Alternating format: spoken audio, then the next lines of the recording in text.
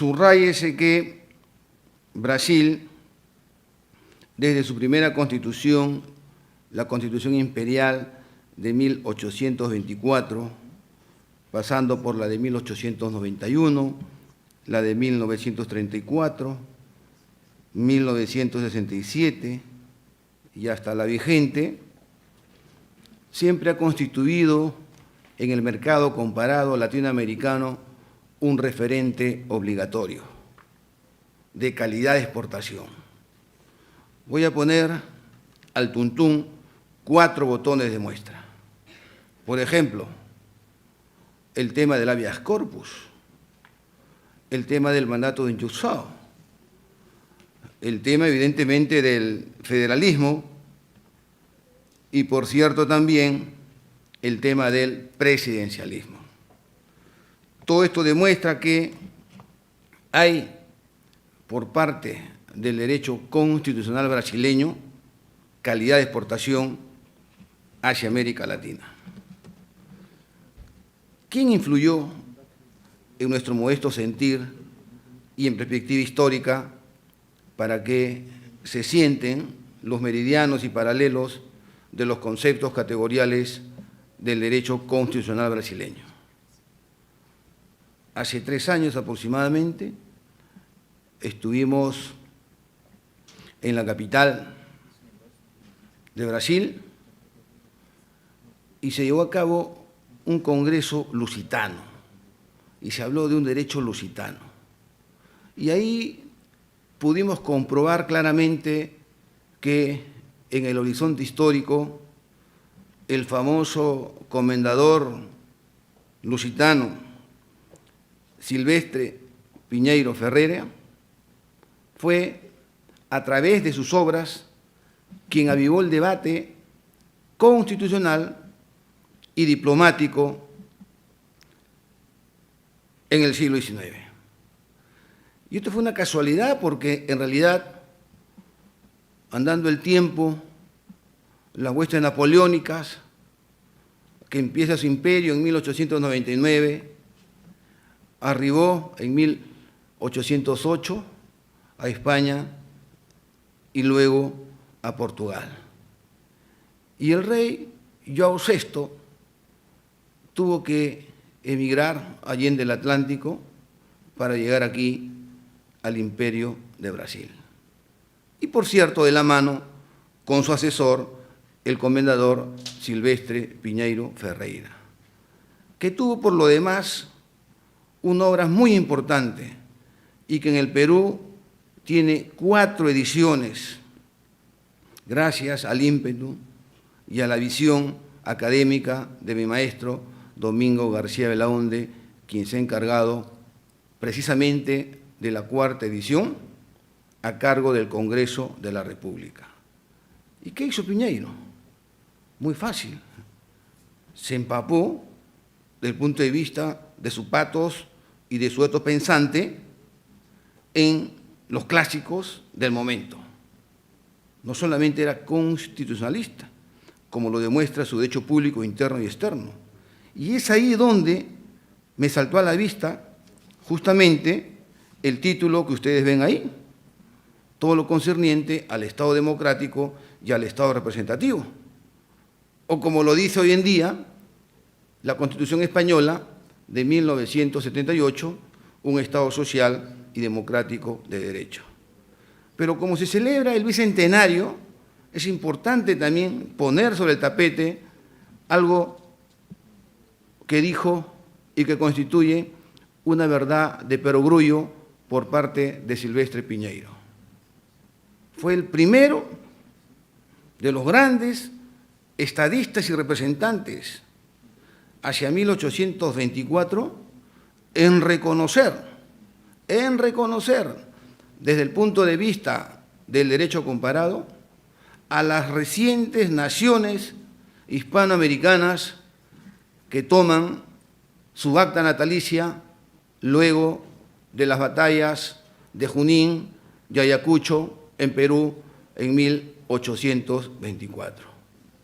Por eso que, a guisa de introducción, quería poner en evidencia el valor y la importancia que reviste el comendador Silvestre Piñeiro Ferreira, cuyas obras de psicología, cuyas obras de derecho diplomático, cuyas obras de derecho constitucional, era un gran humanista, también fueron publicadas en Río de Janeiro.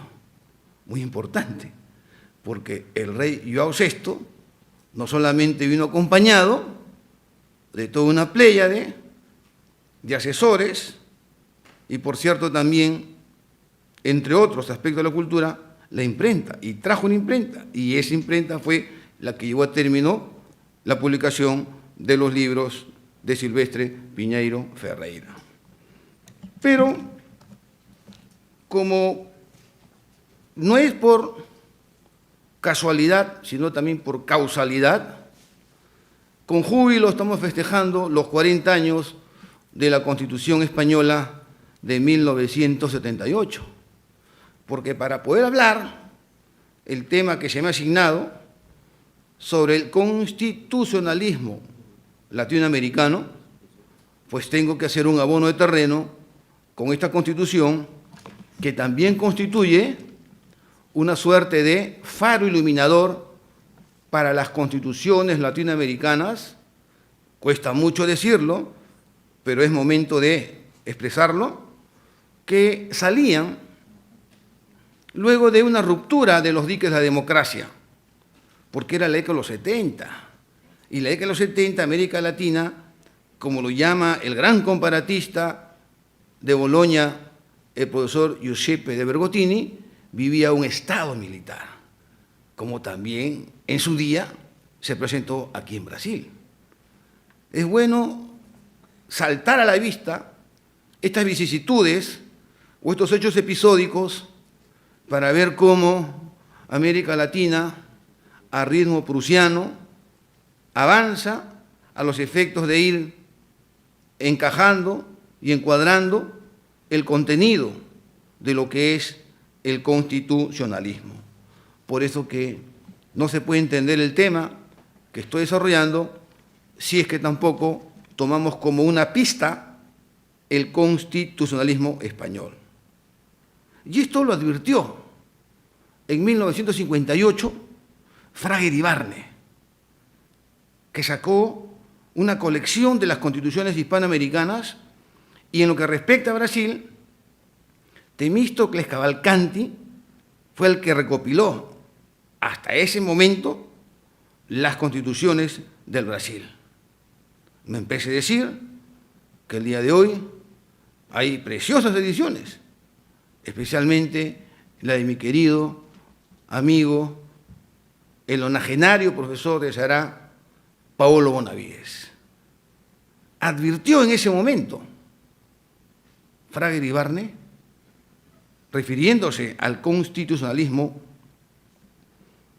de Brasil, desde el punto de vista político, económico, sociológico, jurídico, porque Fraga tenía una visión de conjunto en sus esquemas mentales de que Brasil, andando el tiempo, iba a ser una potencia, en el sentido amplio del término. Y para eso, decía Fraga, le ayudaba ¿a quién? Esa porción del globo terráqueo que tiene y que hoy en día sigue avanzando por la fuerza de las cosas, producto de la globalización. Pero también han contribuido para que se suelde en toda su médula el constitucionalismo brasileño, y como tal, nosotros, desde el mercado comparado, embeber sus fuentes, dos profesores. No quiero ser tirano ni olvidarme de otros más, pero saltan a la vista porque en su día cultivamos una amistad con ellos. Luis Pinto Ferreira y José Afonso da Silva. Creo que han influido mucho también para esa transición política, esa transición democrática que nosotros los veíamos sobre la base de una visualización constitucional en lo que se conoce con el nombre de derecho constitucional comparado. Antes de seguir apostillando, quiero poner en evidencia de que hice yo un esquema hice una hoja de ruta para poder establecer mi exposición en estos 30 minutos. 30 minutos, que ya no sé lo que voy a hablar, porque con lo que han dicho quienes me han antecedido en uso de la palabra, prácticamente me han dejado sin tren de aterrizaje. El primer punto es lo que estoy hablando, el status cuestiones, el estado de la cuestión. El segundo punto que voy a desarrollar es algunos problemas escogidos, que va de la mano con la democracia paritaria. El cuarto punto será la labor del Instituto Iberoamericano de Derecho Constitucional. El quinto tópico, los congresos internacionales. Y finalmente, echar las sumas, punto 6, con algunas conclusiones provisionales. Entonces, volviendo a lo que acaba de mentar no hace mucho, quiero decir pues que un homenaje al constitucionalismo brasileño a partir de su código político de 1988, tanto en su parte dogmática como en su parte orgánica, reafirma de que hay tradición en el derecho constitucional de Brasil. ¿Y qué ocurrencia? Porque también, para poder entender la crisis y, por cierto, también las fórmulas o las recetas de salir de este déficit constitucional, nos cuesta mucho, pero lo estamos haciendo, hay que traer de la vitrina comparada a la Constitución de Francia de 1958, que también está festejando sus primeros 60 años. La famosa Constitución de Charles de Gaulle, especialmente a través de su Consejo Constitucional y, evidentemente, el semipresidencialismo que en su día amplió sus pitas y sus horizontes el famoso profesor Duverger. Y, para que no quede en el tintero este festín académico, es oportuno también poner sobre el tapete que el próximo año, el 11 de agosto del año 2019, estamos festejando el centenario de la Constitución de Weimar. 100 años de Weimar. Y aquí se me viene a la memoria algo que dijo el profesor salmantino Lucas Verdú. Weimar constituyó en su día el microcosmos de la cultura jurídica, de la cultura política y, por cierto, también de todos los saberes culturales, porque fue el centro de atracción en la música, en las artes, en las letras, y el derecho no es excepción a la regla. Por eso que el profesor Belaunde, aquí presente, acuñó una frase feliz a propósito del libro de Peter Heberle con una presentación suya. Los gigantes de Weimar, Kelsen, Smith y Heller. Sirvan bien, por tanto, estos botones de muestra para poder entrar ahora sí a materia. Cuando el profesor Ruy Espíndola me dijo, tu tema es el constitucionalismo latinoamericano, tuve que pensar en dos amigos, autoridades en la materia, un politólogo y un constitucionalista.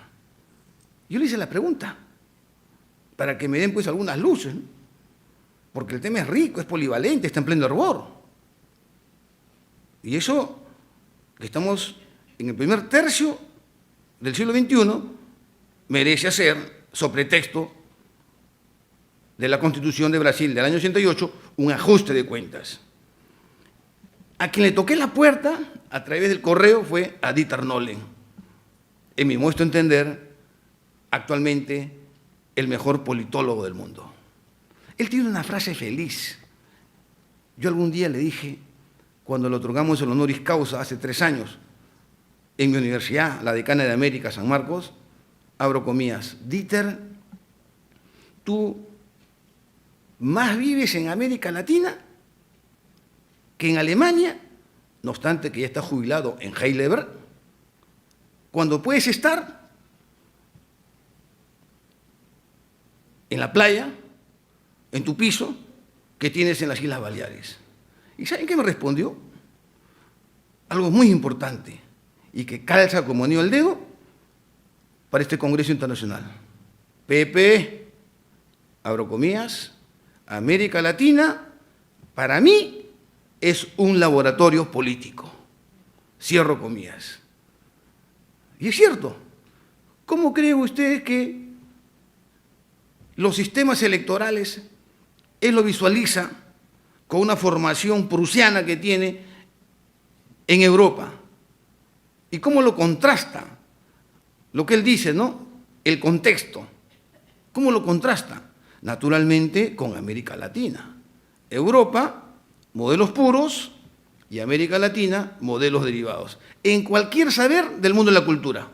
Y en derecho electoral, ahí está precisamente sus trabajos empíricos o su trabajo de campo, y que lo va a demostrar ahorita en la 4ª edición, que sale en noviembre, de su famoso Tratado de Derecho Electoral en México. Puro trabajo empírico. Y en donde siempre él pide colaboraciones de sus colegas de América Latina. En ese sentido, me dijo lo siguiente: en América Latina, el problema principal en todas las ramas del Estado y del sistema político es la corrupción. Eso nadie puede poner en telejuicio, porque este es el primer punto dolent, el primer punto neurálgico que tenemos que superar. Aquí está el primer déficit constitucional que debemos superar a fin de arribar a buen puerto para consolidar la gobernabilidad, por un lado, y la gobernanza, por otro lado, en América Latina. Es más, me dijo, me interesa el estudio de la democracia, no como fenómeno que se produce, como muere la democracia, sino me interesan los actores que deshacen la democracia y que no se dan cuenta que están destruyendo la democracia. Gran verdad la del politólogo alemán, en quien me voy a apoyar para sostener mis puntos de vista a renglón seguido. Esto del mapa politológico. Y ahora voy a tocar el puerto al presidente del Instituto Iberoamericano de Derecho Constitucional, Diego Valadez, cuyo libro, El control del poder, lo pueden visitar en la página web de Domingo García Belaúnde, igual que La democracia de Eternole, hoy en día es un referente obligatorio y calidad de exportación, como se deja notar claramente con la reciente edición en Argentina de este libro, y que fue su tesis que sustentó con brío en la Universidad Complutense bajo la guía y tutela de un añorado profesor que hoy en día ha cerrado sus párpados para siempre, y a quien hay que rendir homenaje, el maestro Pedro de Vega. Cuando yo leí el primer número de Cuestiones Constitucionales, que es una revista que está colgada en la web del Instituto de Investigaciones Jurídicas de la UNAM, Valadez tiene ahí un ensayo que para mí constituye la hoja de ruta para todos estos problemas vidriosos y delicados que hay que superarlos hoy en día a partir de la democracia en las nacientes y en las actuales naciones de América Latina. ¿Cuáles son, dice Valadez, las cuestiones constitucionales de nuestro tiempo? ¿Cuáles son esos problemas del Estado contemporáneo? 2 puntos. De ahí voy a picotear algunos para seguir ampliando los horizontes. La soberanía, la integración supranacional, la dimensión del Estado, el sistema de gobierno, el control político, el control jurisdiccional, el control financiero, los flujos financieros internacionales, la organización del poder. Y ahorita, justo, Perú, el día de ayer, se aprobó en el Congreso de la República que dejamos en la Constitución del año 93 el unicameralismo para volver, de acuerdo a nuestra tradición histórica, al bicameralismo. Y como también se está aprobando en este momento, en el Congreso de la República de Perú, el tema de la no reelección de los congresistas, la participación directa, el federalismo, órganos de relevancia constitucional, la reforma constitucional, los procesos científicos y clínicos, los nuevos derechos y así por el estilo. Entonces sirvan estos referentes obligatorios que ha puesto sobre el tapete Diego Valadez para yo añadir una gota más. Y ahí entro al punto 3. ¿Por qué? Porque hay problemas escogidos. Hay problemas escogidos. Y uno de esos problemas escogidos, en mi modo de sentir, evidentemente que constituye la democracia paritaria. Ya no hay la democracia directa, la democracia semidirecta, la democracia parlamentaria, que hablaba Kelsen en el siglo que se nos ha ido, en la década de los 20, sino que hay una democracia paritaria que básicamente tiene un faro iluminador, y eso es el principio de igualdad. El principio de igualdad que va en función con las cuotas de género. Y eso lo estamos viendo en este momento en el Perú. Estoy aquí en la Orden de Abogados de Brasil, fundado en la década de los 30 del siglo XX. Voy a poner como botón de muestra el ilustre y bicentenario Colegio de Abogados de Lima, fundado por el rey Carlos IV en 1804. En esta última elección, y miren ustedes cómo hay una incidencia lapidaria de la democracia paritaria, hubieron, entre otros, 2 candidatos que pasaron a segunda vuelta, un varón y una dama. Antes de las elecciones se reformó, a diferencia de las elecciones anteriores, el reglamento electoral. Cuotas, 50% varones, 50% mujeres. En la primera vuelta ganó un varón, con un aproximado de 6.000 votos. Y en la segunda vuelta hay un giro copernicano, porque quien gana es una dama. Y la pregunta es la siguiente: ¿cuáles fueron esos factores endógenos y exógenos que contribuyeron para que en segunda vuelta el que tenía 6.000 votos se quede en segundo lugar y gane una dama? Evidentemente la composición, porque nosotros tenemos más o menos 60.000 abogados y ahí hay como 35.000 a 40.000 activos, y hay varones y hay mujeres. Y es ahí en donde se deja notar claramente hoy en día cómo funciona y cómo cala, expuesto solamente a nivel de elecciones de los colegios de abogados, el tema de la democracia paritaria. Pero también importa significar lo siguiente: un problema que hay que traerlo a colación es el fortalecimiento de los gobiernos sobre la base de una función real socioeconómica. Porque aquí, el siglo XXI, a las nuevas generaciones, y ese es el nuevo constitucionalismo, quien es la brújula, o es el péndulo, o es el termómetro, es la economía de mercado.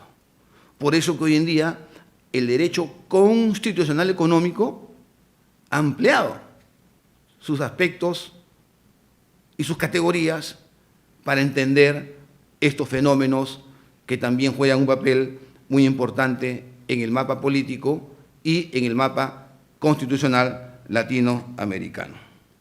Es más todavía, aquí hay que ver factores que tienen que consolidar la gobernabilidad. Por ejemplo, la prensa libre, o sea, las libertades comunicativas. Acaba de salir justo el día de hoy una sentencia, qué mejor momento para decirlo, del Tribunal Constitucional del Perú, a raíz del tema de la prensa libre y, por cierto, también de la forma como se lleva a cabo la propaganda. Ahí está. Lo que no dice la Constitución en Estados Unidos, lo dicen los jueces norteamericanos. En el Perú, lo que no dice la Constitución, lo dice el intérprete supremo, el Tribunal Constitucional. Punto importante es evidentemente la protección procesal de los derechos fundamentales. Y es más todavía, un tema vidrioso que lo estamos viviendo nosotros hoy en día: la intromisión del poder político en la labor sin mácula que deben de cumplir los jueces. Vale decir, me estoy refiriendo a la independencia del Poder Judicial. Añádase también el tema de que América Latina necesita trabajar sin desmayo para justificar y soldar sus instituciones políticas sobre la base de la transparencia. Porque hoy en día la transparencia en el caso peruano, lo ha dicho el Tribunal Constitucional, se convierte en un núcleo duro y en un principio rector a los efectos de consolidar el Estado social y democrático de derecho.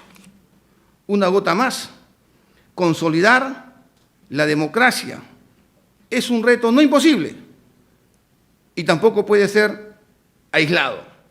Para eso hay objetivos de desarrollo del milenio de Naciones Unidas, con el propósito de atender a nivel nacional, regional e internacional dos temas muy importantes. Ya dije uno, la corrupción política, y dos, la pobreza.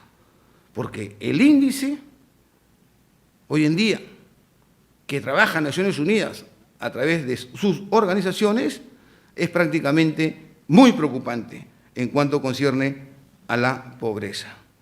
Y aquí tiene que darse un pacto global. ¿Y esto de nacimiento a qué? El derecho constitucional no puede vivir hoy en día sin el derecho global. Así de simple. Y abro una pestaña para ver otro tema vidrioso que también es un reto en el siglo XXI. La semana pasada se desarrolló en la Universidad Javeriana un congreso internacional que se llamó Comercio Marítimo, Estabilidad Económica y Derechos Humanos. Ya no se habla de los hechos civiles, políticos, económicos, sociales y culturales, teniendo como norte a los pactos de Naciones Unidas de 1966. Hoy en día, las empresas transnacionales cometen tropelías, cometen yugulaciones sistemáticamente en estados en donde invierten su capital extranjero y en donde prácticamente hacen y deshacen. Es lo que un profesor español, García Cotalero, habla del estado de bienestar al estado de malestar. Y ese es uno de los resultados del mundo globalizado.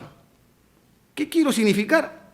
Quiero significar que las empresas hoy en día, sobre la base del derecho corporativo, de la actividad corporativa, regulaciones internacionales y la acción que tiene la sociedad civil, debe ser puesto en evidencia y que sea materia de estudio. Ya hizo un plan de trabajo Naciones Unidas, pero como los pactos, los convenios, las convenciones o los instrumentos internacionales que dan nacimiento al control de convencionalidad requiere lo que Hugo Grotius en De Iure Belli ac Pacis decía, pacta sunt servanda, pues entonces este eje central que acabo de mencionar requiere evidentemente de una obligatoriedad de las empresas transnacionales. ¿Y qué se ve ahí? Acá tengo un libro de un profesor de la Universidad de los Andes de Colombia, y en donde no hay autores latinoamericanos, porque todos tienen una mentalidad sajona o inglesa, ¿no? El profesor es César Rodríguez Garavito, y está colgado en internet, y merece una reflexión su lectura. ¿Qué se ve ahí? Encuentro entre gobernanza global y las empresas y los derechos humanos, debates conceptuales y alternativas regulatorias, empresas y derechos humanos, un mapa conceptual de estrategias regulatorias. Entonces, tenía razón Diego Valadez cuando hablaba de esto precisamente, porque escuché en la mañana Derecho Ambiental. Pues entonces, hoy en día, no puedo entender el concepto y la situación actual del derecho constitucional si no entiendo lo que es todo el tema de los derechos regulatorios. Derechos humanos en los principios rectores de Naciones Unidas. Un tratado sobre empresas y derechos humanos. Un debate recurrente en un nuevo panorama. Las empresas y los derechos humanos en la práctica. Activismo y estrategias regulatorias. Importante tema que hoy en día a los constitucionalistas nos toca apostillar. Y voy a poner un caso, el caso peruano. El caso peruano lo voy a poner, ¿no? Un cine, en ese cine hubo un incendio, murieron 2 personas. Murieron 2 personas, eran 2 trabajadores, y hasta el día de hoy la empresa internacional, que tiene ese capital extranjero, no ha indemnizado a la familia. ¿Y qué decir? Porque estoy aquí prácticamente en la selva, en Madre de Dios. El tema de la minería ilegal, la contaminación ambiental, el tema del proxenetismo en estos lugares. ¿Quién defiende derechos fundamentales? Hasta ahora, nadie. Entonces hay un reto ahí en Naciones Unidas y hay un reto del constitucionalismo latinoamericano. En ese orden de ideas, quiero ya ir terminando este segmento para añadir 2 puntos más. ¿Cómo se desenvuelve la economía frente a la política? ¿Cómo expandir la ciudadanía social? Porque ya no es la ciudadanía de la Francia revolucionaria, libertad, igualdad y libertad, no. Hoy en día la ciudadanía gira en función de los agentes sociales, lo que nosotros conocemos como el nombre del pueblo, o lo que los franceses decían la burguesía, o mejor dicho, según si es el tercer estado o el estado llano. Y así vamos pensando en construir una democracia a través de la política. Y eso es lo que decía Max Weber. Hay que vivir para la política y no vivir de la política. Porque la política, esa polis, esa politeía, esa organización política que provenía del mundo helénico, hoy en día, al igual que Demos, Kratos, prácticamente constituye un abanico de posibilidades para poder cultivarlos por mor y sobre esa base consolidar un Estado social y democrático de derecho. Añádase también el tema de la gobernabilidad democrática, que es el elemento central del desarrollo humano. Y esto tiene que ser visto por los 18 países en América Latina. ¿Cómo se podría establecer? Por ejemplo, a través de un termómetro político, a través de las encuestas electorales, a través de las encuestas a los candidatos, con lo cual voy adelantando ya una conclusión. Y sobre esa base, no caer en una voz clamante y sin deserto, como suele darse en algunos políticos que postulan al poder en América Latina. Y una segunda conclusión provisional. El constitucionalismo del siglo XVIII, que es el constitucionalismo liberal, hoy en día prácticamente está viendo cómo puede controlar, por ejemplo, al constitucionalismo crítico, por ejemplo, al constitucionalismo popular. Tóquesele la puerta a la Constitución de Bolivia. Y lo que acaba de hablar mi colega, no hace mucho, al neoconstitucionalismo, porque no solamente es práctica, no solamente es teoría, sino es la praxis, que hay que contrastarla para sacar conclusiones felices y como tal arribar a buen puerto. Me quedan 5 minutos. ¿Qué papel cumple el Instituto Iberoamericano de Derecho Constitucional? Esto es muy importante porque este instituto fue formado y creado el 22, mejor dicho, fundado el 22 de marzo de 1974. Ustedes ingresan a la página web y ya van a ver ahorita, abro comillas, Declaración del Instituto Iberoamericano de Derecho Constitucional sobre la situación política de Venezuela. Entonces aquí lo que estamos viendo claramente es que los constitucionalistas, incluyendo a colegas de Brasil, dos de ellos jugaron un papel muy importante, Alberto Meneses Direito y el recordado Luis Pinto Ferreira, fundadores, el instituto fomenta el estudio del derecho constitucional de las instituciones políticas. Facilita el conocimiento de la legislación, de la doctrina, de la jurisprudencia constitucionales de los países iberoamericanos. Fomenta la enseñanza, la investigación y difusión del derecho constitucional. Lo que estamos viendo ahorita. Organiza, promueve, auspicia cursos, seminarios, conferencias y debates a nivel de Iberoamérica. Y el próximo año se amenaza que ya tendremos en la ciudad rioplatense de Buenos Aires el 14º Congreso Iberoamericano de Derecho Constitucional, que se fundó en época difícil, en época de dictadura, Chile, Perú, por citar dos botones de muestra, Argentina, en la década de los 70, épocas dificilísimas. Ya había un hálito, ya había una suerte de respiro del punto de vista teórico, dogmático, constitucional, de paz, de justicia y de libertad. Y en la década de los 80 cuajó y se aplomó en las constituciones latinoamericanas.